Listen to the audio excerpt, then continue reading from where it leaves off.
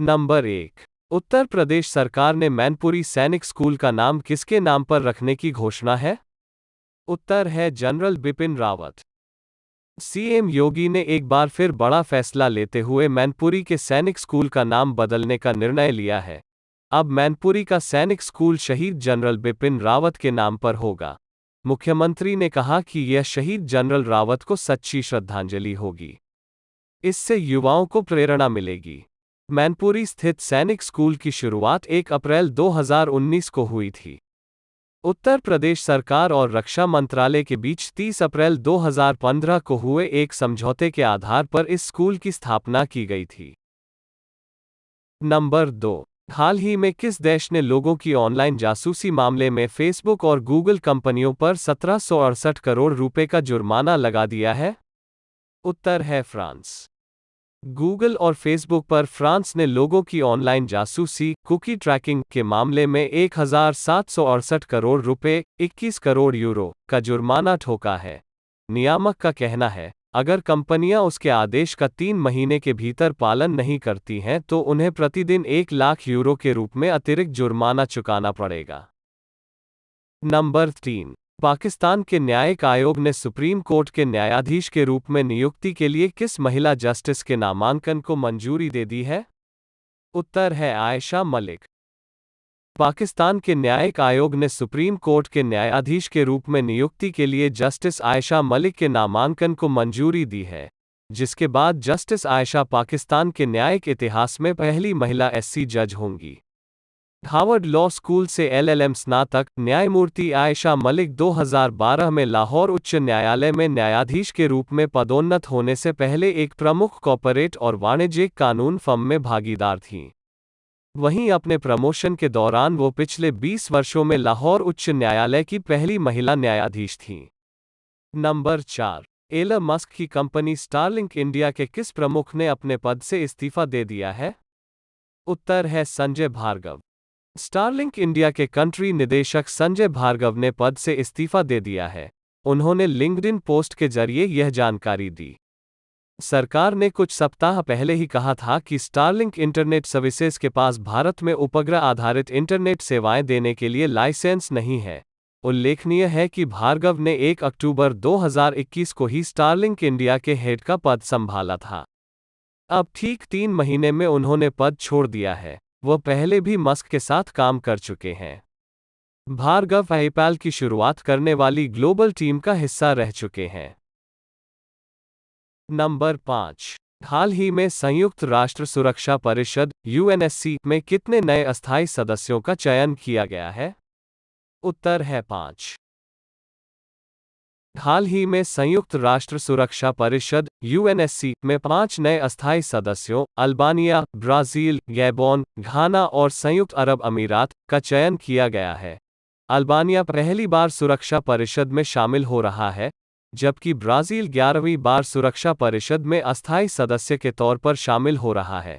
Gabon और घाना पहले 3 बार परिषद में रहे हैं तथा संयुक्त अरब अमीरात 1 बार परिषद में शामिल हो चुका है। नंबर 6। हाल ही में किस देश ने एक हाइपरसोनिक मिसाइल का परीक्षण किया है? उत्तर है कोरिया। हाल ही में उत्तर कोरिया ने एक हाइपरसोनिक मिसाइल का परीक्षण किया है, जिसने सफलतापूर्वक अपने लक्ष्य को नष्ट कर दिया। उत्तर कोरिया ने इससे पूर्व सितंबर माह में पहली बार एक हाइपरसोनिक मिसाइल का परीक्षण किया था।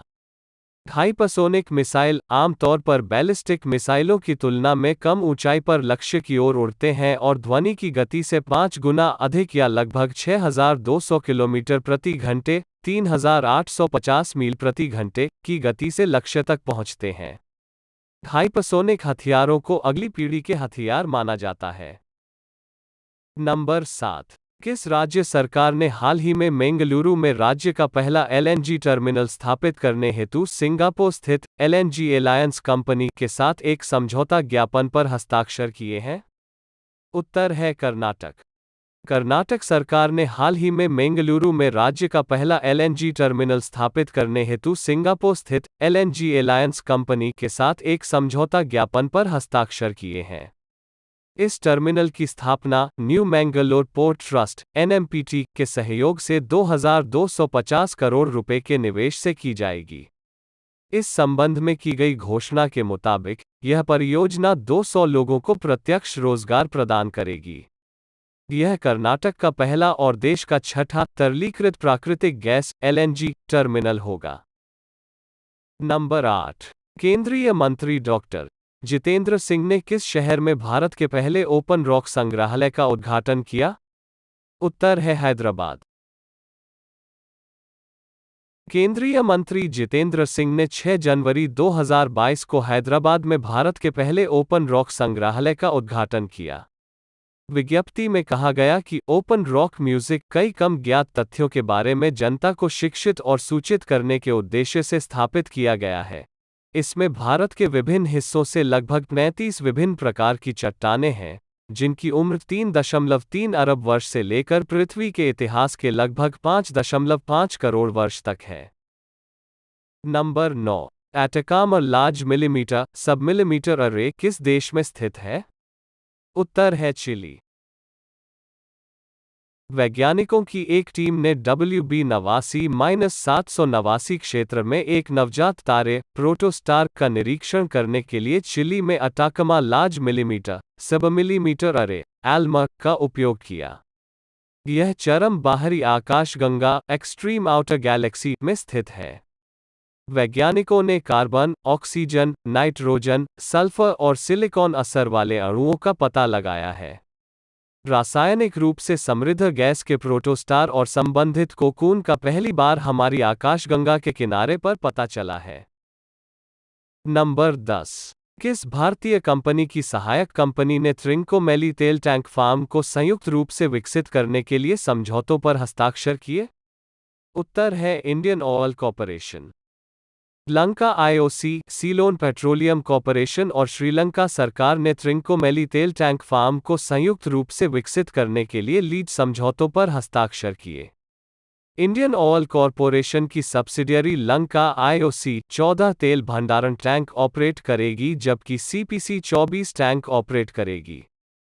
Trinco petroleum terminal private limited शेष 61 टैंकों का विकास एक संयुक्त उद्यम में करेगा, जहां 51% हिस्सेदारी CPC और 49% लंका IOC के पास होगी। नंबर 11। हाल ही में खबरों में रहा खुंटकट्टी कानून खुंटकट्टी लॉ भारत के किस राज्य केंद्र शासित प्रदेश में लागू है? उत्तर है झारखंड। हाल ही में झारखंड में पेड़ों को अवैध रूप से काटने और उन्हें बेचने के आरोप में कुछ ग्रामीणों ने एक व्यक्ति को पीटा।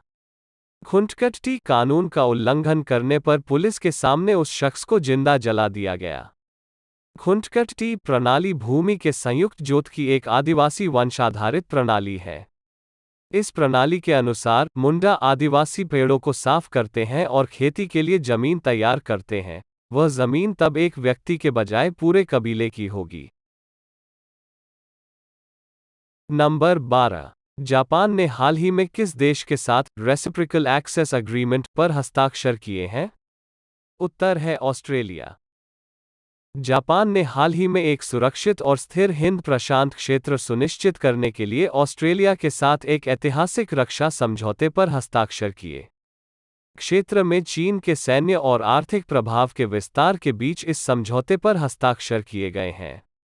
पारस्परिक पहुंच समझौता रेसिप्रोकल एक्सेस एग्रीमेंट जापान का दूसरा ऐसा समझौता है। जापान का एकमात्र अन्य सैन्य समझौता अमेरिका के साथ है।